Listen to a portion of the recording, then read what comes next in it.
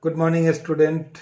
Today I'm going to explain about the very important topic, that is I factor, that you have already studied in this academic session. So this is the revision class, and you will get lot of things regarding the solving of the numerical problem, because I factor is very important. Now, what is I factor all about in the solution chapter? I'm going to explain. Please note करो और be open. What is I factor all about? ये मैं बता रहा हूँ आपको. I factor को want of factor भी कहते हैं, और ये क्या है, क्यों इसकी रिक्वायरमेंट है, ये सब मैं आपको बता रहा हूँ. तो इसकी रिक्वायरमेंट इसलिए है क्योंकि you heard about or you must be studied about the colligative property. Colligative property. Very important application of the colligative property. The application of the colligative property, very important application. The one of application is to calculate the molar mass of unknown solute. तो कैसे calculate करेंगे? You know about there are 4 different types of the colligative property. The first one is relative lowering of vapor pressure. The formula is P naught A minus PA upon P naught A, that is equal to chi B. The second colligative property is elevation in boiling point, delta TB, that is equal to KB into molality. And the third one is depression in freezing point, delta TF, that is equal to KB into molality. And last one, that is osmotic pressure. So formula is pi, that is equal to CRT. So there are different types of the colligative property. With the application of this colligative property, you can easily calculate the molar mass of the unknown solute. How you can calculate? यहाँ पर chi b की जगह हम NB upon Na plus NB लिख सकते हैं. और आपको पता है this is the number of moles of the solute and this is the number of moles of the solvent. तो think about कि हमें unknown solute है, तो उसका number of moles निकल गया, तो उसका molar mass you can easily calculate. And molality क्या होता है? Kb into number of moles upon capital W solvent का mass in kg. तो यहाँ भी number of moles of solute है B, यहाँ भी वही है, और यहाँ here is the C is the molarity. Molarity क्या होता है? Number of moles upon volume in litre RT. तो अगेन नंबर ऑफ मोल्स यहां से कैलकुलेट किया जा सकता है, and you can calculate the molar mass of the unknown solute. तो यहां पर प्रॉब्लम क्या होती है कि अगर पार्टिकल के बीच में एसोसिएशन या डिसोसिएशन हो गया, कोई भी ऐसा पार्टिकल है, solute particle I am talking about, कि if you dissolve in the solvent then what will happen. वो क्या होता है? कई बार वो या तो डिसोसिएट हो जाता है अगर आयनिक कंपाउंड है तो, या एसोसिएट हो जाता है. 2 पार्टिकल जुड़ जाते हैं, 3 पार्टिकल जुड़ जाते हैं, 4 पार्टिकल जुड़ जाते हैं, या फिर 1 पार्टिकल 2 पार्टिकल में कन्वर्ट हो जाता है. Like if you think about the NaCl, तो NaCl को वाटर में डिजोल्व करेंगे तो Na प्लस और Cl माइनस में कन्वर्ट हो गया. तो आपने एक पार्टिकल लेके चला, लेकिन डिजोल्व होने के बाद 2 पार्टिकल हमें मिल गया. तो इससे क्या हुआ कि number of particle will get increases और डिक्रीजेस आफ्टर द डिसोसिएशन और एसोसिएशन. तो उससे क्या होगा कि नंबर ऑफ पार्टिकल अगर चेंज हुआ तो कॉलिगेटिव प्रॉपर्टी भी चेंज होगा, because colligative property depends on the number of particle. तो whenever the colligative property changes, the delta TB change हो गया, डेल्टा TF चेंज हो गया, तो उस कंडीशन में मोलर मास जो आएगा वो रॉन्ग आ जाएगा, राइट? तो क्योंकि अगर रॉन्ग वैल्यू हम डेल्टा TB और डेल्टा TF का डालेंगे तो मोलर मास ऑब्वियसली रॉन्ग आएगा. तो उस मोलर मास को या कॉलिगेटिव प्रॉपर्टी जो रॉन्ग आया उसको करेक्ट करने के लिए we need the I factor, right? तो how we can calculate the I factor. इसके बारे में हम बात कर लेते हैं. तो अगर हमें ये पता चल जाए कि कितने फ्रैक्शन से नंबर ऑफ पार्टिकल चेंज हुआ है या कितने नंबर ऑफ पार्टिकल हमें मिला है आफ्टर द डिसोसिएशन और एसोसिएशन, तो उसको हम देखेंगे. पहले हम रीजन यहां लिख लेते हैं. What is the reason for abnormal molar mass, reason क्या हो गया? First is either association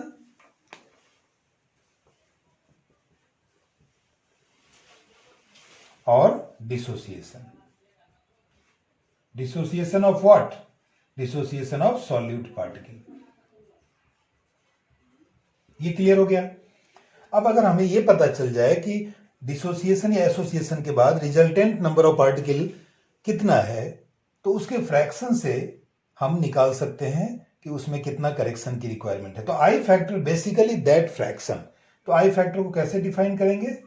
I factor is basically it is the ratio of abnormal colligative property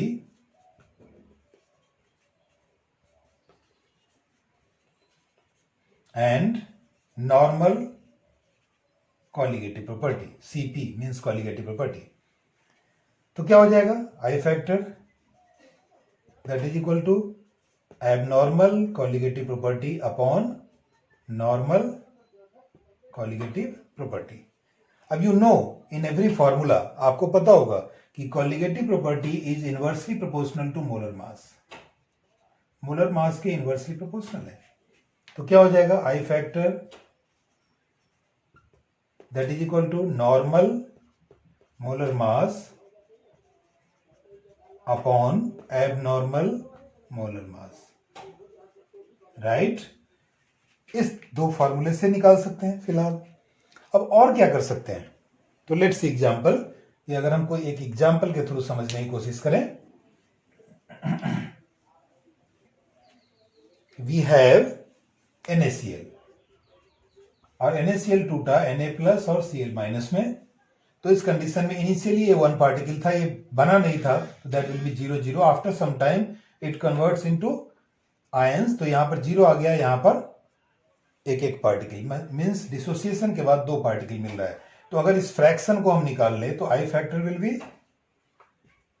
number of particle after dissociation और association divided by number of particle taken. और हमेशा one unit के form में निकालते हैं तो number of particle taken हमेशा 1 लेंगे। तो इसका मतलब क्या हुआ? I factor is just equal to number of particle after dissociation and association. Right? तो अब हम डिफरेंट केस में आई फैक्टर को कैसे कैलकुलेट करेंगे ये मैं आपको बता रहा हूं। Right? If you have strong electrolyte, strong electrolyte अगर है,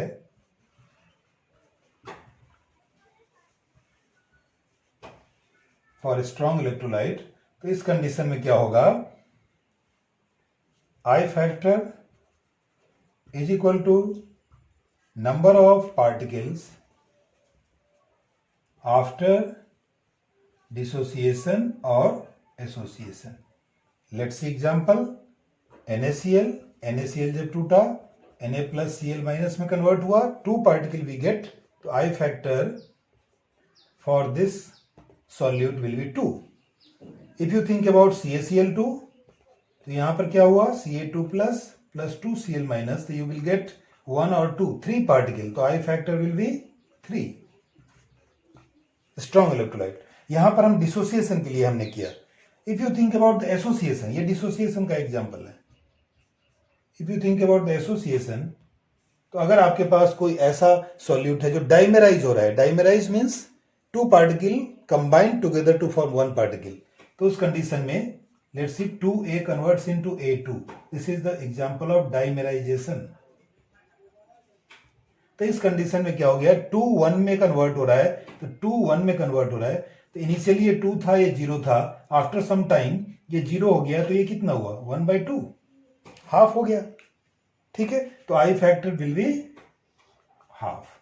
ये स्ट्रॉन्ग के लिए है, बट फॉर द वीक हमें अलग तरीके से निकालना पड़ेगा, क्योंकि वीक 100% डिसोसिएट नहीं होता, पार्शियल डिसोसिएशन होता। तो we have to consider in that particular solute that is degree of association or degree of dissociation. Right? तो अब हम वीक के लिए लेते हैं।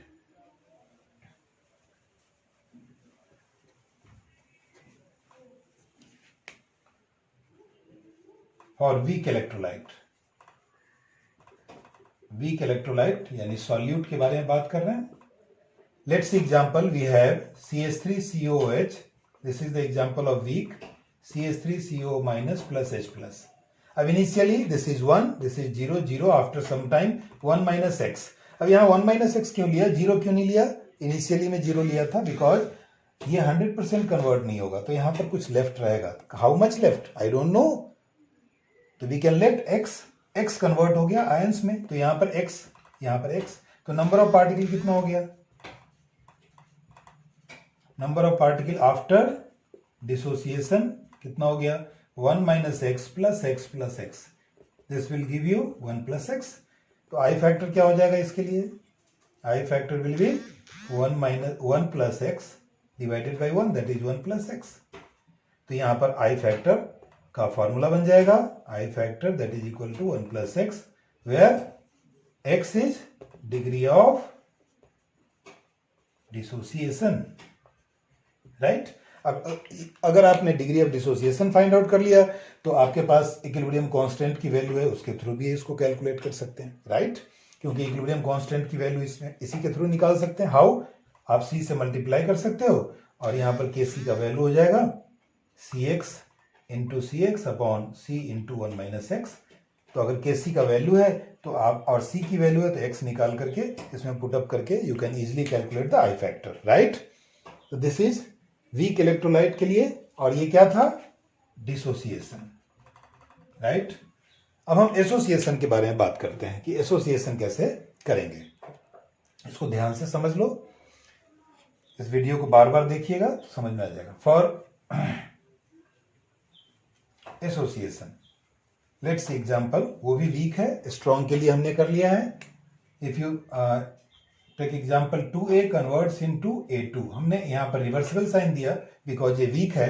Initially let's see example, this is 1, this is 0. After some time 1 minus x. तो this will be x by 2. क्यों?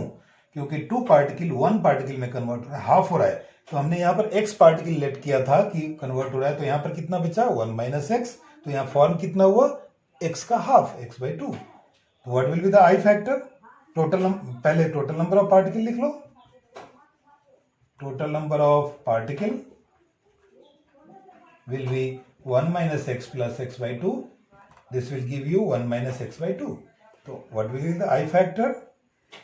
I factor will be 1 minus x by 2 divided by 1. तो 1 तो कंसिडर ही नहीं होगा डिनोमिनेटर में. तो यहाँ पर ये फॉर्मूला बन गया. And what is x here? x is degree of association. और यहां पर भी kc की वैल्यू से आप कैलकुलेट कर सकते हैं. This is how you can calculate the I factor for the different types of electrolyte. अब अगर आई फैक्टर आपका कैलकुलेट हो चुका है तो उस कंडीशन के बाद फिर क्या करेंगे? हम उस आई फैक्टर को कॉलिगेटिव प्रॉपर्टी के फॉर्मूले में मल्टीप्लाई करके वी कैन इजिली करेक्ट. तो कैसे करेक्शन करेंगे वो मैं लिख देता हूं formula. First colligative property is P not a minus P A upon P not a, that is equal to chi b into I factor. Second formula, that is delta TB, that is equal to kb into molality into I factor. Third formula, delta TF, that is equal to kf into molality into I factor. And fourth formula, pi, that is equal to CRT into I factor. So this is how you can easily correct the formula of the colligative property, and you can calculate the molar mass with this correct formula, right? So thank you very much.